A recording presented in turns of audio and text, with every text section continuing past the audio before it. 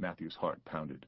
From his hiding spot, and with the generator off, Matthew was close enough to hear Hector arguing with the men in Spanish 2 boats away. "Where's the American?" "There's no American here." "Who's that?"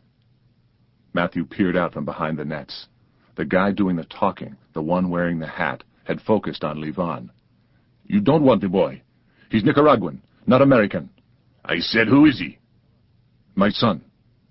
The guerrilla delivered a quick blow with the butt of his rifle. Livan's head jerked back, and then he stumbled backward and fell to the deck, his face bloodied. Hector rushed to him. "Livan!" The guerrilla stood over them, his tone louder and more threatening. "Once more, where's the American?" "You broke his nose." "And with the next shot I kill him. Where's the American?" Matthew had to do something. But what? 5 men with automatic weapons, and he was unarmed. Just then he caught sight of one of his workers on the Pinta, the one the guerrillas had not yet accounted for. He was crawling toward the rail, armed with a shotgun that was kept aboard for emergencies. Quietly, he took aim. Matthew sensed disaster. If the shotgun discharged, they'd all be killed. He had only one choice: reveal himself. He was sure they'd take the American alive and spare the others. "It's me you want," he shouted in English, but it was too late. The shotgun blasted. One of the guerrillas was hit, his chest exploding in red. His body dropped through the open hatch and into the hull. The other 4 immediately returned fire with fully automatic assault rifles.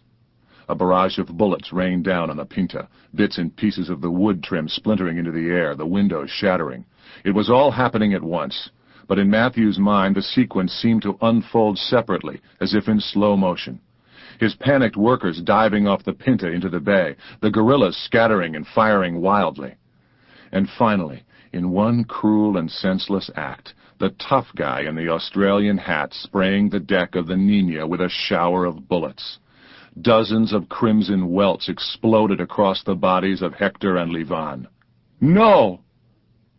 Matthew knew instantly that his friends were dead. The guerrillas turned their guns toward him, but they didn't shoot.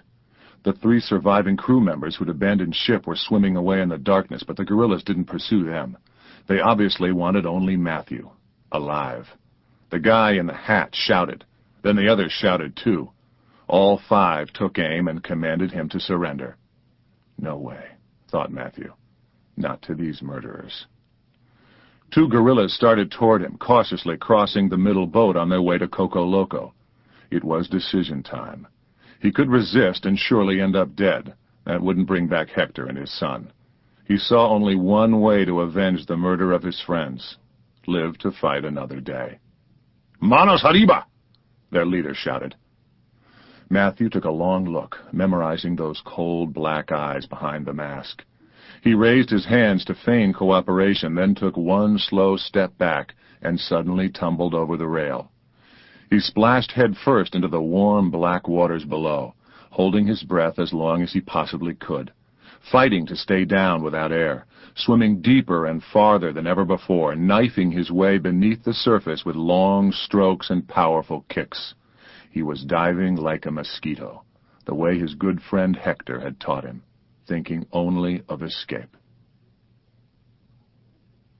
I was seated at the long, polished mahogany table in the main conference room on the 31st floor, ostensibly assisting my supervising partner in a morning settlement conference, in reality staring out the window at the cruise ships in the port of Miami while thinking about Jenna.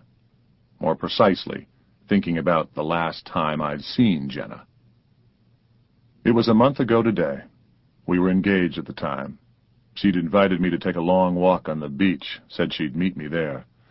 Any dolt could have seen what was coming, but I was so wrapped up in my own world and oblivious to our relationship that I'd actually shown up with a frisbee, a radio, and a bottle of wine. This was going to be one of those talks that wasn't really a talk, more of a speech with a few permissible interruptions. It was so over-rehearsed that Jenna had lost all sense that it would hit me like a 5-iron between the eyes. The way she looked on that day would never leave my memory.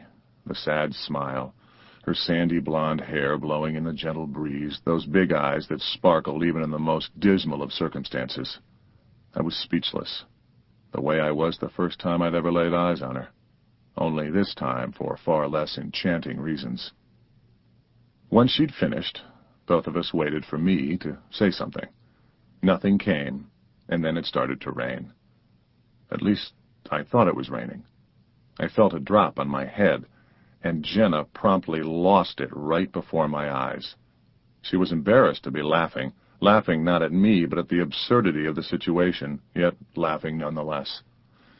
It was then that I heard the shrill shriek above me, saw the winged culprit swoop down from the sky in one last mocking pass. A seagull had shit squarely on my head. This, of course, we took as an omen. I got my diamond ring back and hadn't seen her since. It wasn't a bitter breakup, but I surely would have understood a few hard feelings. We'd met 5 years ago as students at the University of Florida and had been virtually inseparable. She was from Tampa, hated Miami, and agreed to move here for me. I moved here for Coolidge, Harding, and Cash, a.k.a. Cool Cash. With me working 60 and 70 hours a week in the Miami office of a Wall Street law firm, it was inevitable that someone with whom I was supposed to share the rest of my life would eventually ask, "What life?"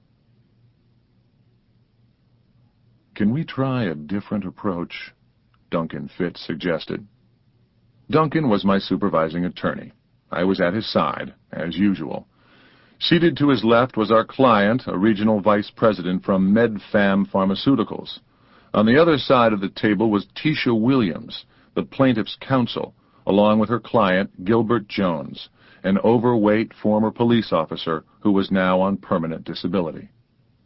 2 years ago, he'd been told to drop 30 pounds or retire from the force. He'd turned to a drug manufactured by MedFam. He lost the weight and, in the process, shaved about 30 years off his life. The drug had so damaged his heart that he needed a transplant that would never come, not with the inherent surgical complications presented by his weakened condition and obesity. His remaining time on this earth could be measured in months, perhaps weeks. He wheezed with each breath, walked only with the aid of a cane, and kept a portable tank of oxygen at his side for intermittent moments of extreme difficulty. It was hard not to feel sorry for him, something I didn't dare admit to Duncan. "Try whatever approach you like," said Tisha, her tone less than amicable. "If this case doesn't settle today, we're going to trial." Duncan smiled thinly and said, "Let's make a deal, as in the old television game show from the 70s. You know, Monty Hall, Carol Merrill." "Are you on drugs?" she said. Duncan removed 3 documents from his briefcase and laid them on the table, one after the other, like playing cards dealt face up. MedFam has executed 3 standard settlement agreements. The legalese in each is identical. Mr. Jones agrees to dismiss his lawsuit and forever release MedFam from any liability. In exchange, MedFam agrees to pay him a sum of money. How much? Excellent question. As you can see, the amount payable is hidden by white adhesive tape. "You want Gilbert to guess?" That's where the game gets interesting. In one document, the hidden amount payable is 0. In another, it's the amount of MedFam's previous offer, $50,000. But in a third, we pay Gilbert Jones the full amount of his latest demand, $500,000. "This is preposterous. Let's go, Gilbert." "Can't go," he said. "My only chance is this." Reluctantly, she closed her briefcase. "You don't settle a case this way." "Why not?" asked Duncan. "Because. You just don't. For one thing, my client loses 2 out of 3. "He wins 2 out of 3, said Duncan. "He loses only if he pulls up the 0, or if he listens to his lawyer and goes to trial." "There should be at least a 4th choice, the amount Gilbert would win if this case went to a jury." "It's my game, counselor. Take it or leave it." "This be legal?" asked Gilbert. "Absolutely," said Duncan.